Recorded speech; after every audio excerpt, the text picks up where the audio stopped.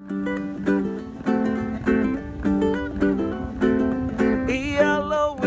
a little aloha in our day.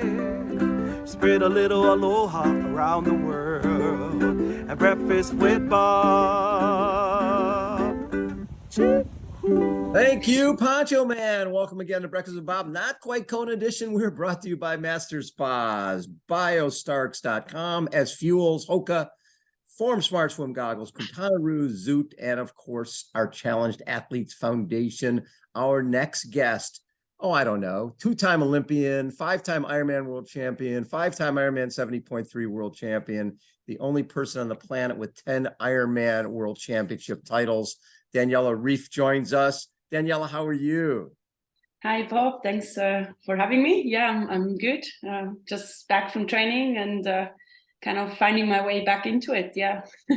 So you've had a lot of travel, but the travel that I was most excited about is you had the opportunity to go to Kenya recently, and just talk a little bit about what led to that. And just, I didn't know you had a background where I think it was your stepmother who grew up in Africa. Yeah, exactly. Yeah, I mean, it's quite a bit of a connection there. I mean, my dad used to do, he was a mountain climber and trekking tour guide. So he used to do tours in all over Africa, a lot in Kenya, Tanzania, and Morocco. So he went to Kenya a lot, and I definitely heard a lot from this country already from a young age. When I was, I think, 10, he used to do every year like this, yearly celebration where I had to help him for the guests, and he would have how do you call it, like the dia show. And I have a lot of I mean, not memories, but I know a lot from the stories from his tours. So it's been all like since I was very little, very present. And and then he met his now wife in Kenya. She grew up in Nairobi, and they've been now together since 10 years.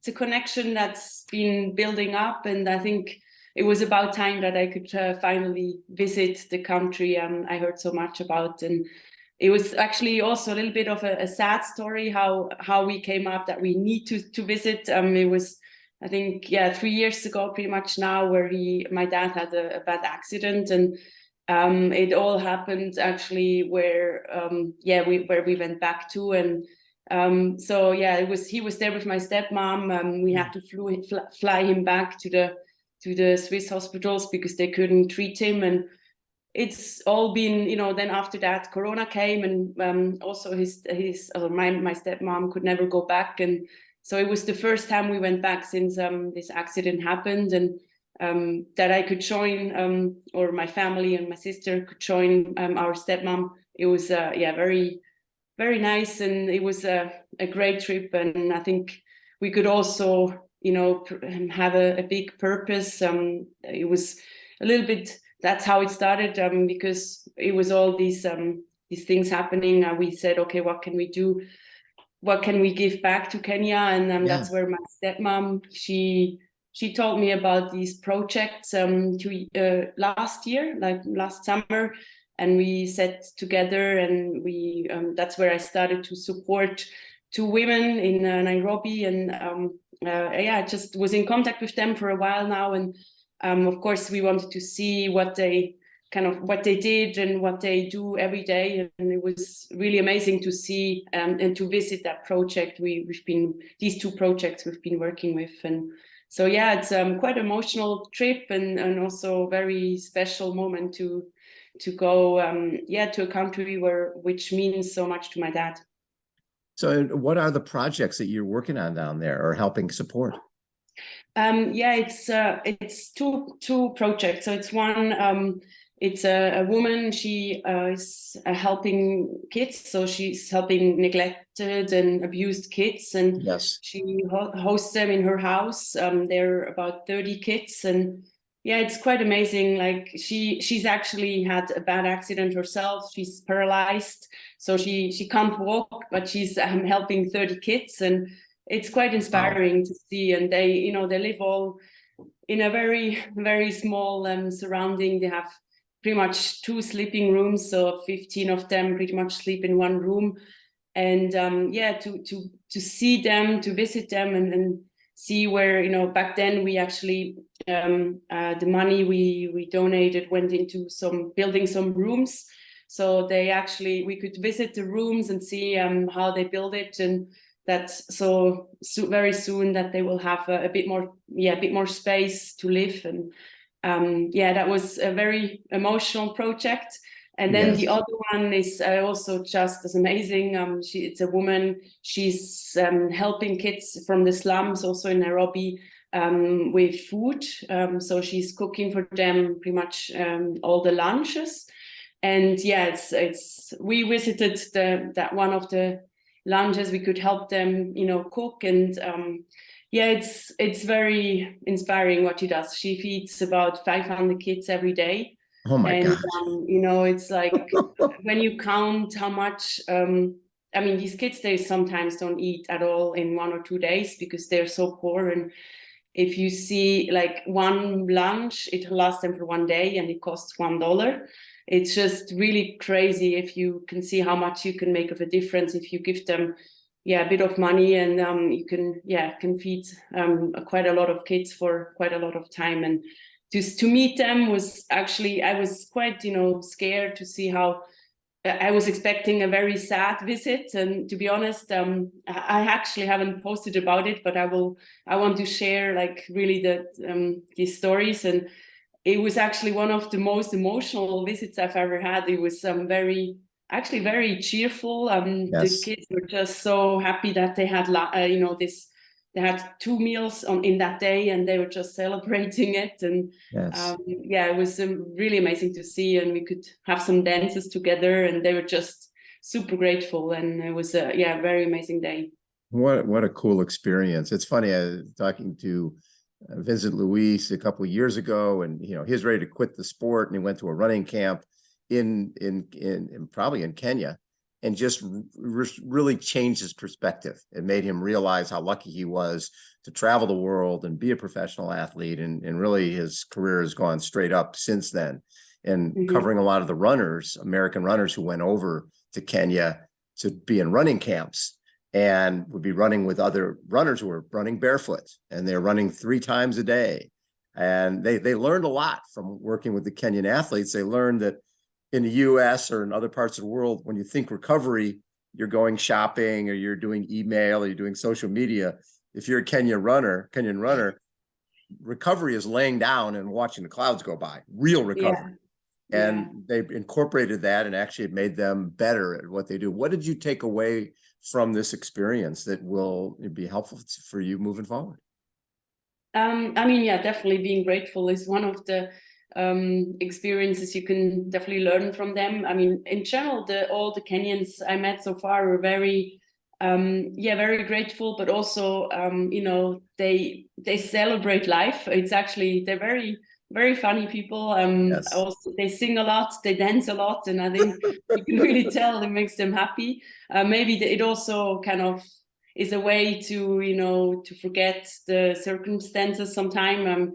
I think you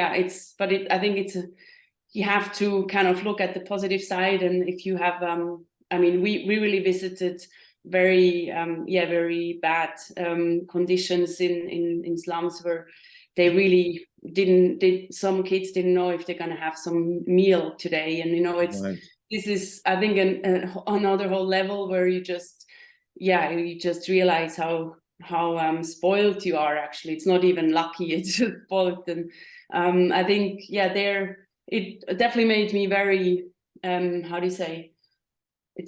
appreciative.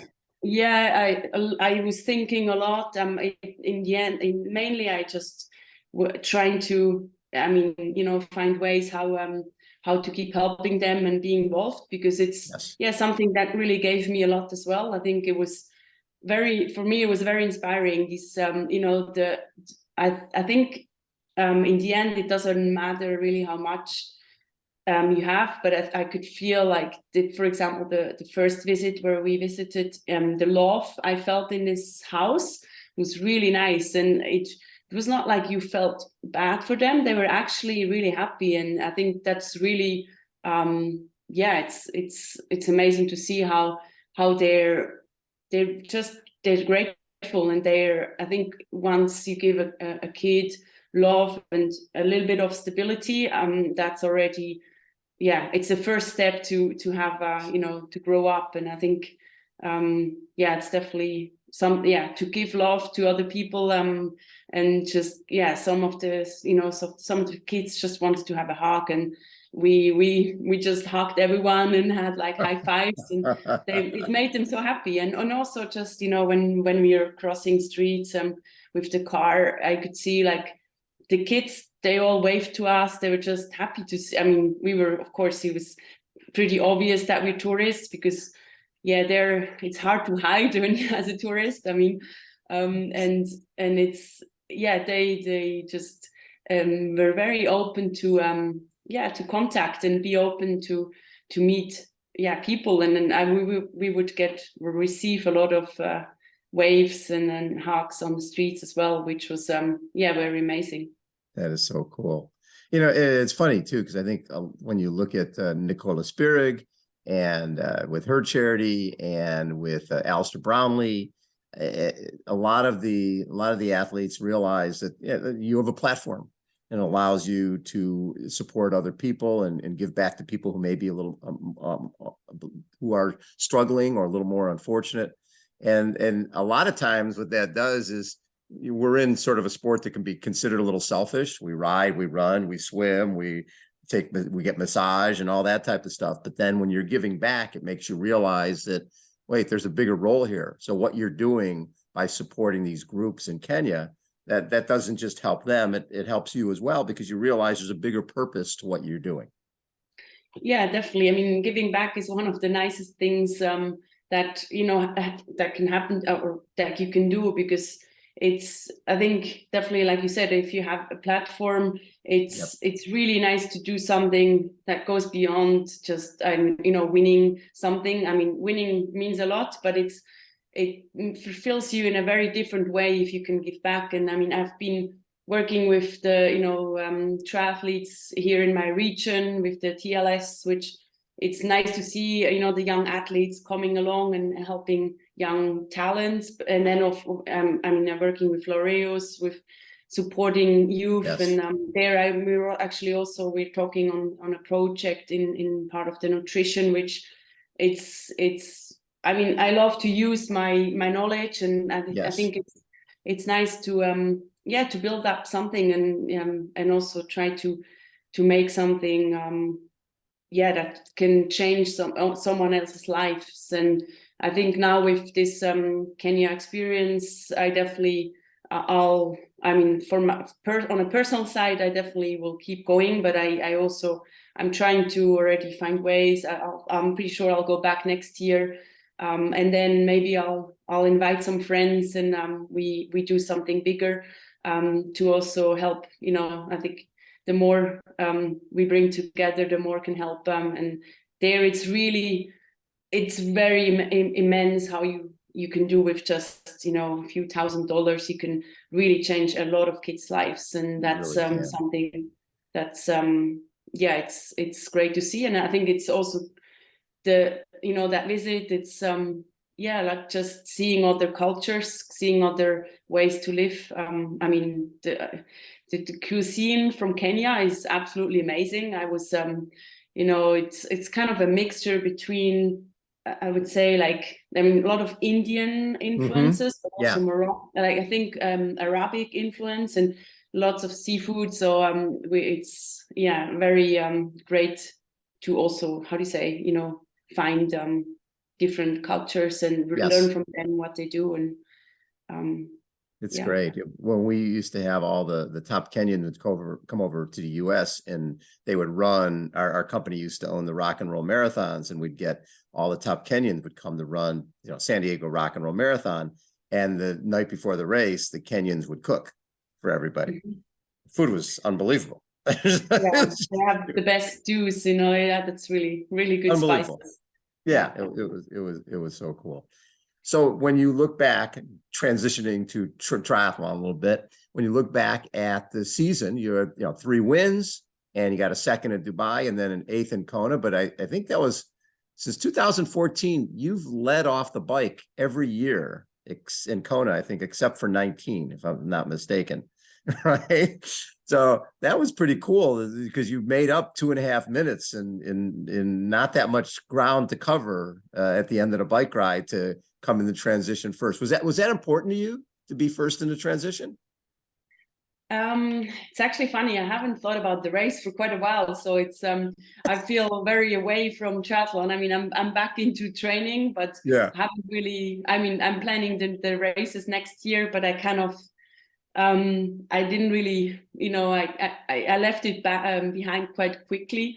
But yeah, a bit of analyzing, I guess, can never hurt. Of course, I did the analyzation quite soon after the race, and yeah, there's lots of things which, I mean, didn't really go how I expected it. And I think, yeah, I mean, the bike looked maybe okay, but it didn't feel very great. So I think I had to take my chance, having a very average swim. And then I felt actually already after 20K, I was kind of a little bit of overheating. I don't really have an excuse or a reason for it, but it didn't feel right. I felt like I'm gonna be in trouble. I was kind of a little bit conservative. I tried not to get, in any panic or anything. So I built it up and tried to make a move after 1900K, where obviously I had to do something because I was still riding with Anne Haug. So I think we all know how she can run, and I knew I probably would want to have a bit of an advantage against her. And I mean, the other girls were riding really strong as well. And so, yeah, I mean, I definitely pushed harder than, or how do you say, more in a more uncomfortable way than I wanted. But yeah, I had to try it, and I think it gave me the opportunity to perform still well once I jumped off the bike. But I knew it's gonna be a tough one because I felt not like I used to feel. And yeah, so in the end, I mean, I recovered mentally very well from the race because I know I tried absolutely everything. Yep. Of course, I was absolutely devastated. I mean, the day after, I don't know, it was, I was very disappointed because I felt so ready for it, and just my body was like doing something and something else. But yeah, I guess that's sport, you can't always feel on how you want to feel. And yeah, so it was definitely a tough day out there. I suffered a lot. And the run was absolutely horrible. I just pretty much run from aid station to aid station and try to somehow get myself into that finish line. And I think that shows again, like that race is just really brutal on a day where you don't feel on your top. It really can really destroy you. And I think, I mean, the competition was really strong. What Chelsea did was absolutely amazing. And I think in the end, I thought for the sport, it was super great. I think we had an amazing winner. We had a top podium. And I mean, it felt a bit weird. I kind of felt like the 3 women deserved it. But of course, I wanted it also. And then, but I was just, on that day, I was not good enough. And so I ticked it off. It was, a day which was not meant to be. And from there, I pretty much got home a few days after the race and did my key, learnings, wrote down what I want to change. Most of them, most of the things I already changed. And now I'm, full head into the new season. So I think, hopefully I can make these changes into a better race next time. Well, yeah, and also you think about it, you won your 5th Ironman World Championship in St. George in May, which meant that you were training pretty much, you were training, it was an earlier season to get ready for a World Championship in May. And to try to do 2 World Championships performances in the same year, May and October. That's pretty hard. Yeah, it was definitely an important year, and I was also super motivated. I actually felt I was more fit in Kona than I was in St. George. So I did feel the whole preparation went pretty smooth in terms of building. I feel like it's kind of funny, like when I look back, I feel like I was a bit more lucky in St. George, which that luck was missing in Kona. I felt less ready before the start in St. George, and it turned out to be a super day, and I felt really good on the bike, and on the run I felt quite also in control. So yeah, it shows. I mean, I pushed from pretty much, I don't know, like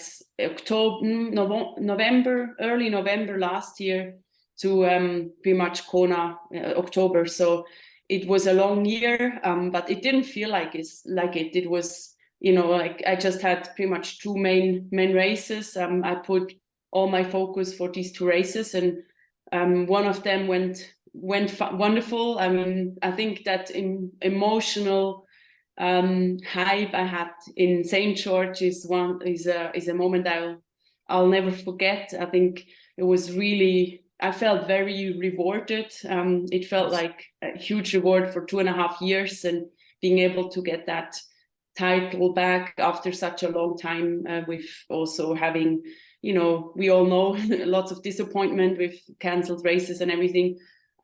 It felt really amazing, and I think when I now look back, it was fantastic season. Just with one race where I couldn't excel how I'd like to, but that's I tried to learn from it, and in the end, I still think I improved myself in that year.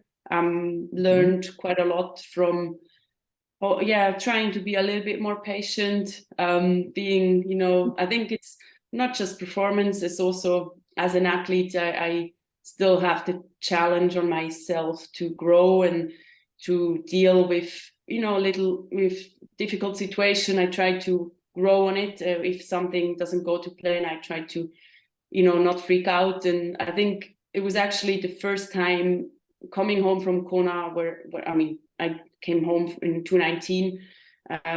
I was like, okay, back to training, and like really, the immature way to just skip the off season, where now I was like, okay, it was not how I wanted. Went back 2 weeks. I actually did 2 weeks of work first to analyze the mistakes, and then I went on holidays to actually forget about it. And I think now I feel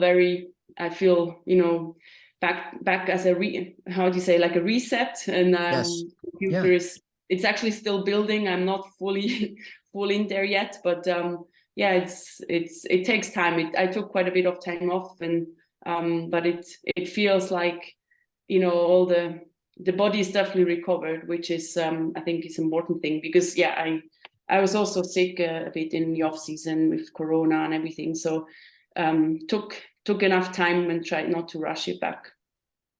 So this next year, the women will be racing in Kona, and the men, we're still not sure where they're going to be racing.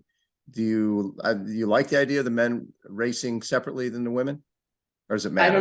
I don't know what I will do at the after party. It's going to be so right? The point. I know. Oh, I'm going to miss Sam, Sam. Exactly. You and Sam had a little dance and drink off. I like it. Yeah. No, I didn't. Well, I don't know about the drink off, but dance off, I'm always in it. But it's I don't know. I feel, there's the sport side, and then there's the personal side, and I think as the sport side, which is more important, I don't think it's a good thing for the sport. I do believe that Kona is the hardest race out there, and I think it should be. It's a lot of history in that race, and I do feel I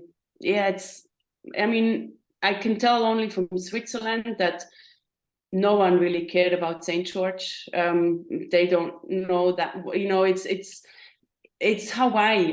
That people know about the Ironman Hawaii and not the Ironman World Championship, and I think that's something maybe can be a bit underestimated.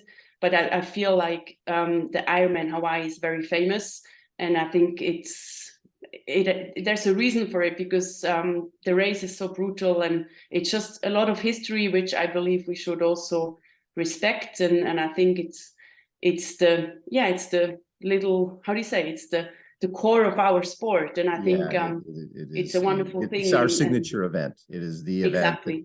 If you're in a personal way, I mean, I'm honest. The preparation for Nice is much. It's much easier, like the investment I have to do to go to Kona with all the crew and everything is, in a financial way, is a huge difference. And to be honest, I think I would still choose Kona, because I think it's more fair. It's the race that brings out the best athlete, and I think that's how an Ironman World Championship should be. And I have no doubt that Ironman Nice will be an amazing event. It's just, I think for the sport it will be hard to make it as legendary as the whole myth about Ironman Hawaii. It's interesting you said that when you won Ironman World Championship in St. George, as somebody who's won a lot of Ironman titles, the buzz back home wasn't quite what it was if you had won the Ironman World Championship in Hawaii, right? There was just media-wise, sponsor-wise, did you just feel like it was just almost another race? It wasn't quite the same as winning in Hawaii? You mean Ironman St. George? Yeah, when you won the World Championship in St. George, and you've obviously won a lot of Ironman World titles, but you also, that one meant a lot to you. That was because the sport hadn't happened in a number of years. People thought maybe you were done, all that type of stuff. And so that meant a ton to you. But when you come home after winning Ironman World Championship in Hawaii, you know how the media reacts and how everybody reacts. It wasn't quite the same for you winning St. George. Yeah, it's also a little bit hard to compare because the season was not over. So I had a bit of like a week. I had a lot of media. I would say there was media interest. It was not like that no one cared. Definitely people noticed. I had a lot of response, and also I think the sponsors recognized the race as a world champion title. It's hard to say, like now the only way where I could maybe compare it is that in terms of like the Swiss, like a Swiss Sport Awards, for example, where this year I was not nominated.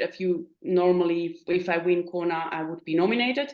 But this can also be just because Switzerland had such amazing athletes this year with the Olympic Games in winter sports. So I don't really think, I do believe the people recognized the title, and it's, I don't know, it's hard to say. For me, it meant a lot, and I think that's why people recognized it. I don't know, like in terms of coverage, I don't know the numbers, to be honest. I didn't get into too much because I also didn't want to destroy it for me, because I felt, to me, it meant a lot. It was, for me, a 2.5-year world champion title. And I think, so it was, an important event for me. And, but yeah, it's hard to compare. I can't really say how it would have been if it would have been in the end of the season, for example. Got it. After everything you've accomplished in your career, what is left? What is there out there that you still want to achieve? I mean, just be good at races. I think that's the main reason. I love the sport. I love to train. It gives me so much back. I mean, sometimes it's hard when you train 3 times a day, and you're tired. But in the end, like if I would summarize it on a scale, it gives me that feeling when you train. It's just it's so satisfying. And for me, definitely, I love that preparation into a race, trying to get the best out of yourself. And there's definitely joy or a joy in a race, which I get by excel well, or show a good performance. Yes. That's for me always the goal. For next year, I set myself 2 goals. It's a little bit too early to tell them the races yet, but 2 big goals, and then I think I'm definitely a person who needs goals. I would still exercise, but not not as much as if you have a goal. And I think to have that combination, to be able to exercise and make you feel good, get yourself into a fit body, and pursuing your goal is I think one of the nicest, or I know it's the best job you can get. And Exactly. yeah, I just love doing it. So next year we have Ironman World Championship in October, and we're still waiting on the PTO schedule. But it could be $3-4 million races, and I know you're motivated by having a specific. You want to win the Ironman. You want to win where the best people are. Those events have basically become championship events because the prize money is so deep and everybody is there. Will those be a big part of your schedule this next year as well? To be honest, I don't know yet. I'll first see where these races are. I mean, I heard there is going to be 1 or 2 more races. So I'll wait till that's clear, and then I'll make decisions. For me, I definitely, I can say that Kona is one of the biggest goals, and for me I think it's also one of the hardest things to get ready for that race. It's tough conditions, and I love that challenge to get ready for this race. And I think it's kind of funny, like I don't feel I don't have anything like in terms of that I have to show I can do well in Kona. I've done this, but I'd like to do it well again, and I think that's what drives me now. And of course, if there's some good, if it fits with the schedule, some good PTO races, I mean, it's definitely up for the speed and half the distance. I mean, I loved racing the Collins Cup this year. That was one of the races I mean, racing Flora Duffy was like, I think I was more scared of that, of racing her than before St. George, because there I just kind of knew, like it's a long day, and in the end, the best will win. I was being able to show that day that I was, I could bring it together, but it was very, for me, racing an Olympic champion, not knowing exactly. I think she will come even stronger if she keeps doing the 7.3 distance. And yes, racing with her in the heat was definitely I was very fired up, and I was very from the start I knew I had to just go all out, and I loved that also. It was definitely a different kind of a challenge. Now, I know that you guys went back to even the 2012 Olympics. I think Flora was in that race. You were in that race. Annie Hogg was in that race. That's pretty cool. But racing her at Collins Cup at a sort of a shorter distance, I'm sure you would have preferred racing her at a longer distance, but shorter distance. How fun was that, racing Flora? It was for me, not knowing. I mean, racing against an Olympic champion was definitely very challenging, I would say. And I knew she could do quite well in the 7.3 distance. I think she will get even better. She didn't probably have the best day on that day, but it's always hard to know, when I know from my side, when I switched from Olympic to 7.3, it just felt so easy because you have the speed and you just have to go a little bit longer. And every time someone comes from the short distance, I'm definitely I'm very aware how good they can perform. And racing against Olympic champion was definitely scared me definitely quite a bit, and it fired me up also quite a bit, which was brought the best out of me, which, I mean, that's what always the goal is for the races. And I think being a little bit scared sometimes can also help you, because that really brings out everything out of you. Love it. Daniela, thank you so much for taking time. Always such a pleasure. I love the trip to Kenya. That sounds awesome. I'm going to send you a link to our movie that we did on a young man from Ghana that I think you'll love. Yeah, I'd love that. Thank you. Yeah, and next time come with us. It's definitely amazing trip. I'd love to go to Eton as well, where all the marathon runners train. Yeah, looks like. Oh, did you get to see some of those guys training? No. We only saw part of the. I mean, it's such a big country, actually. So Yes. Another reason to go back. Another reason to a training camp that will change your life. Doing a training camp with those guys is pretty unbelievable. Daniela Ryf has been our guest. Daniela, thank you again for taking so much time. Always such a treat to catch up with you. Have a great off season, and hopefully, well, we'll see you sometime before Kona, I'm sure. Yes, we will see you. Thank you so much, Bob, for having me. Daniela Ryf has been our guest. Everybody, again, Breakfast with Bob, not quite Kona edition. We will catch you next time. See ya.